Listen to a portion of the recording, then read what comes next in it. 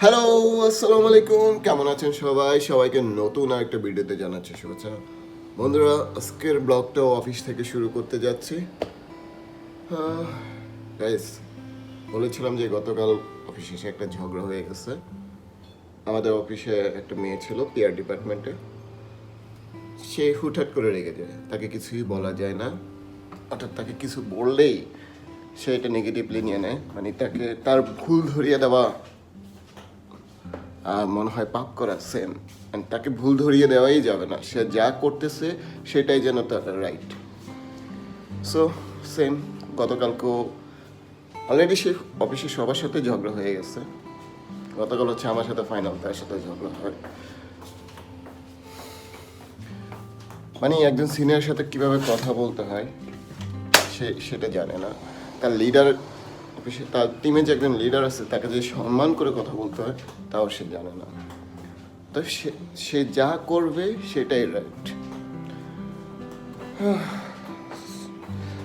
আমি কখনো মেয়েদের উপর রাগ করি না, বা আমি মেয়েদের উপরে ওইভাবে চিল্লাই না, কিন্তু গতকালকে আমার বাধ্য হয়ে তার উপরে ফায়ার হইতে হচ্ছে। খারাপ লাগে, কিন্তু কিছু করার নেই। আপনাকে দিয়ে যদি আমার অফিসে দুই আনা কাজ হয় তাহলে ডেফিনেটলি আমি আপনাকে সাপোর্ট করব, কিন্তু আপনাকে দ্বারা যদি আমার অফিসে কোনো কাজ না হয় আমি আপনাকে কখনো সাপোর্ট করবো না, যেটা আমি গতকালকে তাকে করিনি। গত 6 মাস ধরে তার কোনো কাজেই আমার পছন্দ না, কারণ প্রতিটা কাজই তার ভুল। এরপরেও যদি সে বলে যে সে রাইট, তার কিছু বলার নেই। আর একটা যে কোনো একটা চাকরির মূল জিনিসই হচ্ছে আপনার বিহেভিয়ার, আপনার ব্যবহার। আপনার ব্যবহারের উপর নির্ভর করবে আপনার ক্যারিয়ার।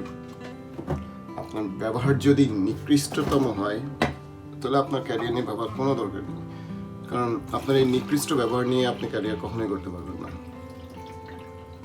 ফার্স্ট অফ অল হচ্ছে আপনাকে প্রফেশনালিজম হতে হবে, যে একটা চাকরি করতে গেলে কি কি জিনিস আপনার মাঝে থাকতে হবে।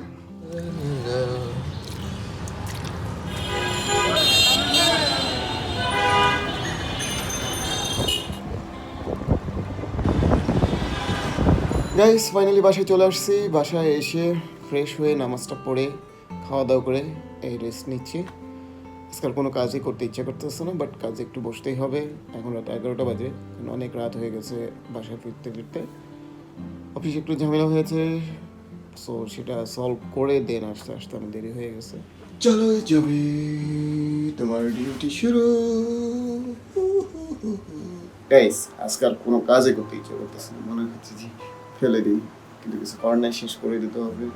গাইস, মাঝে মাঝে ভাবি যে মেয়েরা কিভাবে ঘন্টার পর ঘন্টা এই ঘুরে পড়ে থাকে, হাঁড়ি পাতিল রান্না বান্না, 100 বার পানি দেওয়া। ওরে বাবারে, খুব বিরক্ত লাগতেছে। আমি একবারই করে ক্লান্ত হয়ে যাই। এখন মনে হচ্ছে কোনো কাজই করতে ইচ্ছা করতেছে না,